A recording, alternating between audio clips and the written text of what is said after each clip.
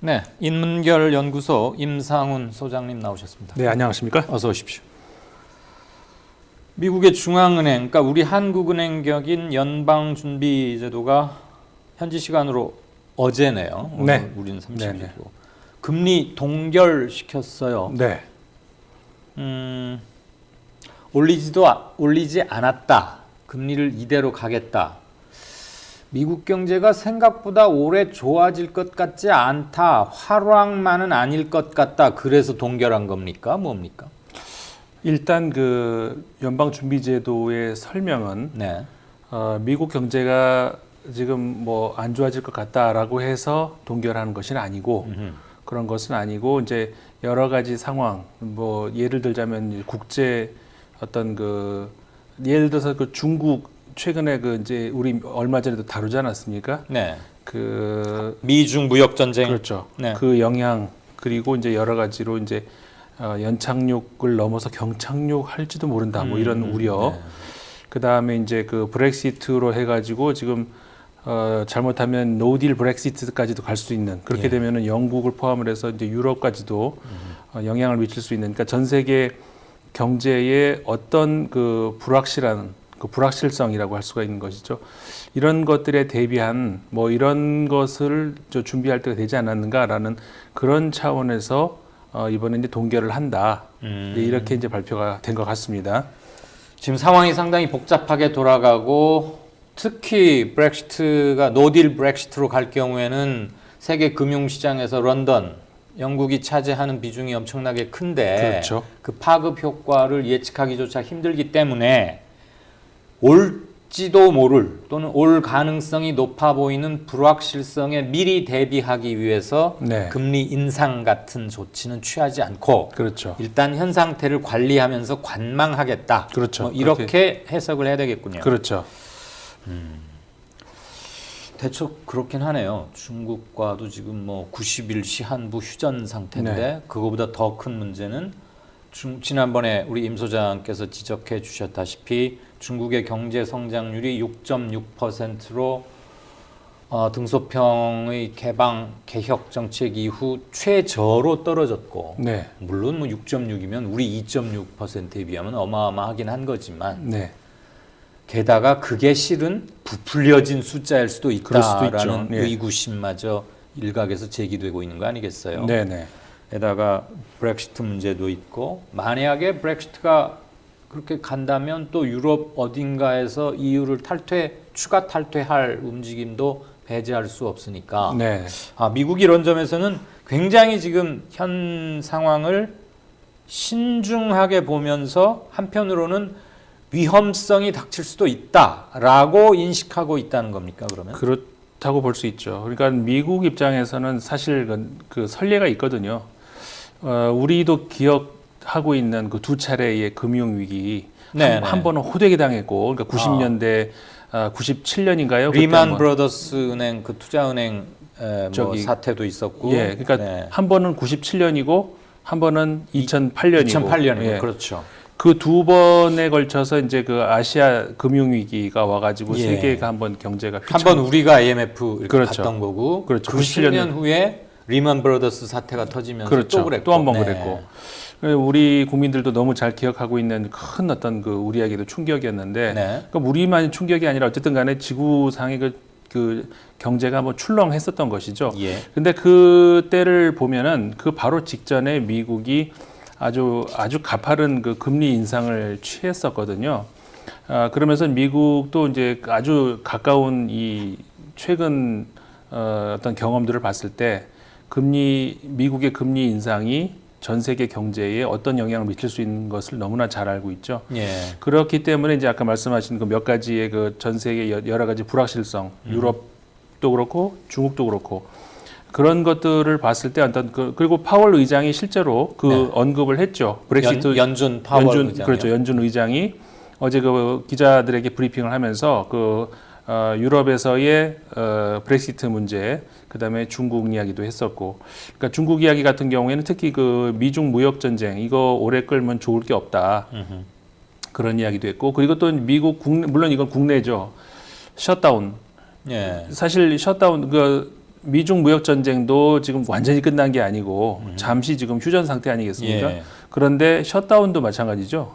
그러니까 이 백악관과 이 민주당 사이에 완전히 지금 끝낸 게 아니라 잠시 한 3주 동안에 지금 다시 얘기를 해보자 이제 그런 얘기 아니겠습니까? 만약에 그게 잘 안 되면은 또 한 번 뭐 셧다운이 또 오지 말라는 법이 없거든요. 그렇게 되면 뭐 저 트럼프 대통령 같은 경우는 지난번에 한번 호되게 좀 한마디로 완패 당하지 않았습니까? 야당한테. 예, 그 이번에도 과연 그냥 넘어가겠는가? 뭐 이런 미국 국내의 어떤 그런 불확실성 이런 것까지 해가지고 그러니까 그 문제도 파월 연준 의장이 언급을 했죠. 이런 것들은 조심을 해야 될 문제이로서 이제 몇 가지 언급을 한 중에 이제 그런 것들이 들어갔습니다.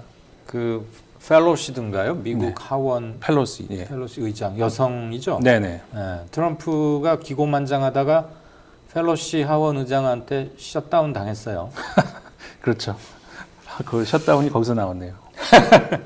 근데 아직도 지금 본질적으로 해결이 안 되고 한 3주 정도만 네. 그런 거예요? 그렇죠.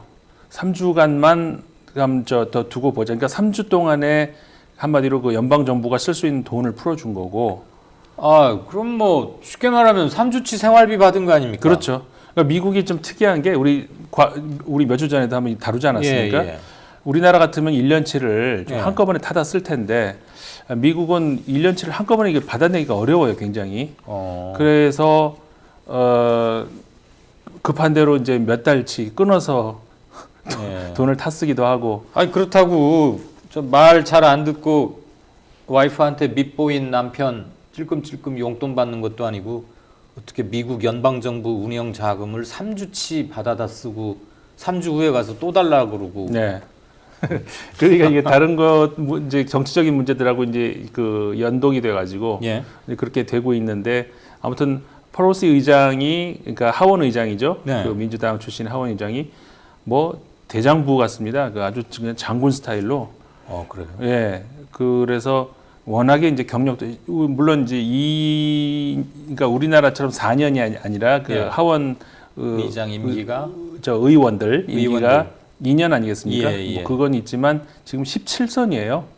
17선이요? 예. 그러니까 우리식으로 환산하더라도 나누기 2 해봐야 네. 몇 선이 8선 8.5선. 예, 그렇게 되지 않습니까? 그러니까 진짜 그 뭐 선거 아니 정치 구단이라고 할 수가 있죠. 미국판. 그렇겠네요. 그 17년간 지금 하원 의원을 하고 있다는 얘기죠? 그렇죠. 연속해서 연속해서 17년간 하원 의원을 하고 지금 두 번째 국회 의장을 하원 의장을 하고 두 있고. 번째 지내고 있고. 그렇죠. 백전노장이고 야 그럼 직업이 국회의원이네. 그렇죠. 뭐 얘기가 이쪽 흘렀습니다만 한 가지 더 말씀드리면은 예. 이 펠로시 의장 같은 경우가 좀 대단한 인물이 우리 나이로 지금 80세 되셨거든요. 예. 그러니까 좀 만으로 미국 나이로 하면 78세인데 예. 그 나이에도 불구하고 지난해 같은 경우에 그 소위 그 미국의 그 드리머라고 부르죠. 뭐냐면은 미국의 꿈을 찾아서 왔던 근데 그 아이들 그 사람들은 지금은 물론 성인이 될 수도 있지만 본인의 의사로 오지 않았잖아요. 근데 이들에 대해서는 추방 명령을 내린 것, 네. 저 트럼프 정부가 예. 이것에 대해서 이제 항의하는 그 필리버스터라고 할 수가 있는 네. 그 연설을 장장 몇 시간입니까? 8시간인가 10시간인가를 펠로시 의장이 그러니까 그 당시에는 의장이 아니죠. 야당 의원이죠. 민주당 의원으로서 민주당 의원으로서 그 정책의 부당함을 지적하는 필리버스터성 연설을 예. 9시간 가량 했다. 제가 지금 정확한 기간 8시간에서 10시간 사이인데 제가 정확한 예. 기억을 못 하거든요. 그 시간 동안에 예. 화장실 한번 안 가고 뭐 물밖에 못 마시겠죠. 물만 조금씩 마시면서 그것도 10cm 하이힐을 신고 대단한 인물이죠. 하여간 그 트럼프 대통령으로서는 좀 무릎 꿇어도 될 만한 인물입니다. 무릎 꿇어도 될 만하다. 네. 상당히 인상적인 말씀이네. 이거야말로 여담인데 네. 10cm 하이힐을 강조하셨는데 미국 의사당에 무슨 그런 내규나 뭐가 있습니까? 여성 의원들은 높은 구두를 신어야 글쎄요. 한다니까? 그런 얘기는 못 그건 들어봤는데 아니죠? 예, 그건 아닐 거예요. 예. 그 10시간 동안 필리버스터 할 거면은 좀 편한 단화를 신지. 자, 아무튼 우리한테 미국 금리 변동 또는 동결 금리 정책은 우리에게 중요한 거는 우리 경제에 어떤 영향을 미치느냐, 그렇죠. 외국 자본의 이탈 등등 예. 어떻게 전망됩니까?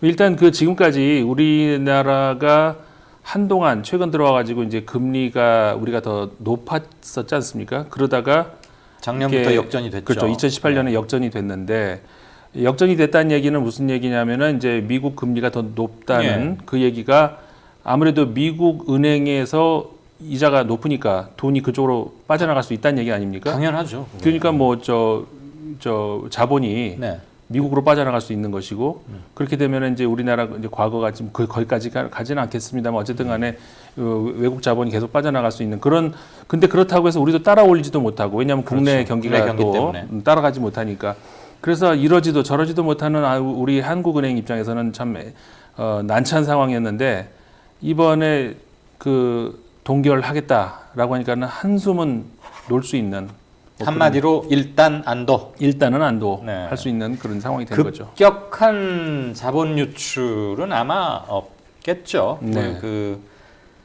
IMF 시절 그 때와는 상황이 많이 다르고. 그렇죠. 그리고 한국이 여전히 매력적인 특히 증권 시장 뭐 이쪽에서는 네. 매력적인 신흥 국가, 투자 국가이기도 하니까요. 네. 그나저나 우리 경제 지금 우리도 경제가 대단히 좋지 않기 때문에 이런 외적 요인에 의해서 더 힘들어지는 것은 대단히 불행한데 네. 지금 뭐 대통령께서도 이번에 신년사에서 가장 많이 강조했던 게 경제 아니었겠습니까? 그렇죠. 그렇다고 보면 미국의 금리 통화 정책이 우리에게 주는 영향이 최소화돼야 할 텐데 일본 이렇게 보면 지난 시간에 우리가 짚어봤습니다만 아베 총리 시정연설에서 일본이 우리는 의도적으로 패싱하고 북한과는 뭐 수교하고 싶다 네. 뭐 이렇게 했었어요. 네네. 이제 뭐 금리 얘기는 이제 일단 매듭을 짓고 네.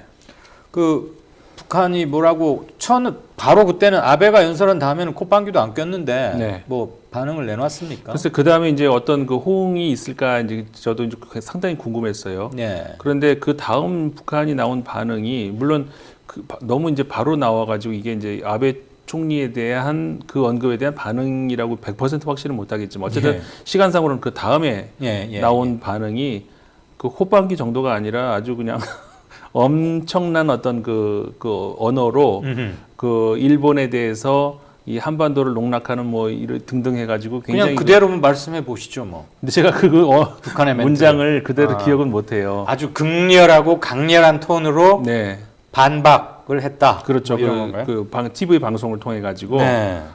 바로 그냥 반박을 하고 한마디로 말하자면은 뭐 택도 없다 이런 택도 반응이 없다. 나온 거죠. 혹시 뭐 이런 거 아니었어요?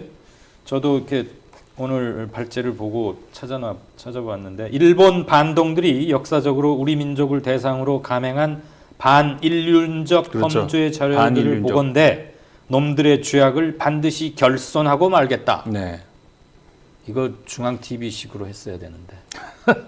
한번 해보시죠, 그러십니까? 거저 이거 일본 새끼들이래. 그렇게까지는 안 하시겠죠. 심의에서 걸리겠는데 이러다가. 알겠습니다. 어쨌거나 뭐 아베 총리 시정연설은 이제 그 정도고 미국의 금리 동결 이 통화 정책이 적어도 상반기 동안은 우리 경제가 최소한의 활력을 되찾아가는 과정, 네. 또는 더 나빠지지 않기 위해서라도 경제의 외적 요인으로는 가장 중요한 포인트인데 그렇죠. 그 점에서는 일단은 안도를 했으나 일단은 안도할 수 있다. 한국은행이나 기획재정부 이런 데서는 이 안도가 오래 가지는 않을 것이기 때문에 네, 잠시 벌게 된 시간 여유 동안 대비할 수 있는 것을 충분히 확보하고 그렇죠. 그런 게 미국이 핵심이 아닐까 이번에는 동결을 하지만, 그러니까 과거에는 최근 몇 년 동안에 이제 1년에 한 3번에서 4번 네, 정도를 네. 올리지 않습니까? 이제 이번에는 그러니까 2번 정도를 올릴 것 같은데 그렇기 때문에 이제 어느 정도는 전문가들 예상을 했죠. 이번에는 아마 안 올릴 것이다. 아하. 그래서 예상대로. 근데 그 얘기는 무슨 얘기냐면 앞으로 이제 그 올해에 그 금리가 다시 올라갈 것이라는 건 확실한 것이고 이번에만 동결됐던 것이죠. 문제는 지금이 이제 겨우 1월이라는 거죠. 그렇죠. 12개월 중에 이제 12분의 1 지나간 마지막 날인데 네네. 1월에 올리지 않았다고 해서 안심하기에는 굉장히 이른 것이고 그렇죠. 근데 2번 정도 두 번, 뭐 네. 오르지 않을까. 네. 3번 예상 인상을 점쳤는데 2번으로 줄어드는 것만 해도 그렇죠. 그것만 해도 상당한 의미는 네. 있을 수 있죠. 네. 알겠습니다. 뭐 경제부터 이 뉴스를 맨날 봅니까? 뉴스를 안 보고 어떻게 합니까? 아니 저쪽은 우리랑 밤에 주로 뭐가 벌어지니까. 아. 뭐 네. 뭐 제가 해야죠. 그래서 옛날에 신문사 다닐 때부터 국제부 사람들 좀 안쓰럽게 생각했어요. 네. 네. 국제뉴스 인문결 연구소의 임상훈 소장과 오늘은 미국 금리 및 통화 정책에 대해서 얘기 나눴습니다. 고맙습니다. 네, 고맙습니다.